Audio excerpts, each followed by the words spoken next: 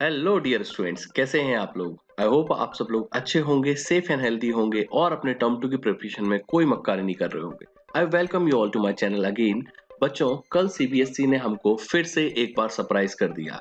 Surprise मैं इसलिए बोल रहा हूँ क्योंकि हमारी जो टर्म टू की डेट्स हैं वो सीबीएसई ने ऑफिशियली बता दी कि हमारा जो टर्म टू है वो कब से चालू होने वाला है। और सरप्राइज इसलिए भी क्योंकि अभी तक हम ये अनुमान लगा रहे थे कि शायद सबसे पहले हमारे टर्म वन का रिजल्ट बताया जाएगा और उसके कुछ दिनों के बाद में हमको टर्म टू की डेट्स के बारे में कोई जानकारी दी जाएगी। बट हुआ इसका जस्ट उल्टा।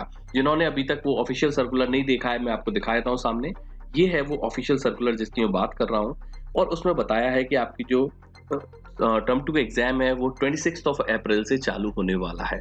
वेल, चलिए ये तो अच्छा हुआ कि हमको कुछ एक्स्ट्रा टाइम मिल गया, क्योंकि अभी तक हम ये सोच रहे थे कि हमारा जो एग्जाम है वो शायद मार्च लास्ट में या अप्रैल फर्स्ट वीक में शेड्यूल कर दिया जाएगा। ऑफलाइन मोड पे होगा, ये तो हमको बहुत पहले क्लियर हो गया था, क्योंकि कोविड के केसेस जो थे वो अब कंटिन्यूसली डाउन जा रहे हैं। ठीक है, लेकिन ये जो अपनी डेट्स अनाउंस करी हैं सीबीएसई की टर्म टू की, इस पर स्टूडेंट्स का क्या रिएक्शन है मैं आपको अब वो बताने जा रहा हूँ और आप इसको देखकर शॉक होने वाले हैं। देखिए, इस आर्टिकल को अगर हम देखें तो यहाँ पर स्टूडेंट का जो रिएक्शन है इस अनाउंसमेंट पर, ऑफिशियल सर्कुलर पर, वो एक मिक्स्ड टाइप का है। मतलब क्या, अभी फिर से वापस से कैंसलेशन की डिमांड जो है वो फिर से राइज करने लगी है। वो उसके पीछे लॉजिक भी दे रहे हैं स्टूडेंट, ऐसा नहीं है। सबसे पहला तो लॉजिक ये कह रहे हैं कि भाई, ऐसे जो पेंडेमिक सिचुएशन चल रही है उसमें आप हमारे पास डबल बोर्ड एग्जाम करवा रहे हैं। मतलब टर्म वन हुआ, उसके बाद में कुछ महीनों के बाद में टर्म टू होने वाला है। तो ये हमारे ऊपर एक बहुत बड़ा एक्सपेरिमेंट है। ओके, देखिए मैं यहाँ पर बहुत सारे जो ट्विटर्स पे जो ट्रेंड हो रही हैं न्यूज़, और जो स्टूडेंट जो ट्विटर पे अपनी बता रहे हैं कि क्या-क्या परेशानी है, मैं आपको यहाँ पर दिखा रहा हूँ। जैसे ये अभी उन्होंने बताया, double board is an experiment on us. Okay, उसके बाद ये सबसे इम्पोर्टेंट इश्यू है कि why classes on zoom and exams in classroom. मतलब सारी चीज़ें, सारी पढ़ाई आपने ऑनलाइन ली है और अब जो एग्जाम्स हैं वो आप ऑफलाइन मोड पर कंडक्ट कर रहे हैं। Why it is so? अगर ऐसा है तो आप एग्जाम्स भी ऑनलाइन लीजिए। और इसलिए बहुत सारे स्टूडेंट जो है वो ऑनलाइन मोड की डिमांड कर रहे हैं कि एग्जाम जो है वो हमारा ऑनलाइन में करवा दीजिए।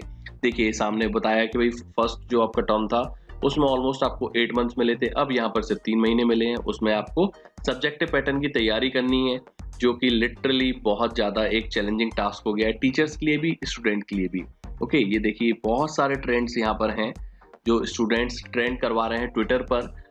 स्टूडेंट, आपको क्या लगता है आप किस कैटेगरी को बिलोंग करते हैं? क्योंकि बहुत सारे स्टूडेंट इस चीज़ से खुश भी हैं कि चलो हमको कुछ एक्स्ट्रा टाइम मिल गया है हमारे टर्म टू की प्रिपरेशन के लिए।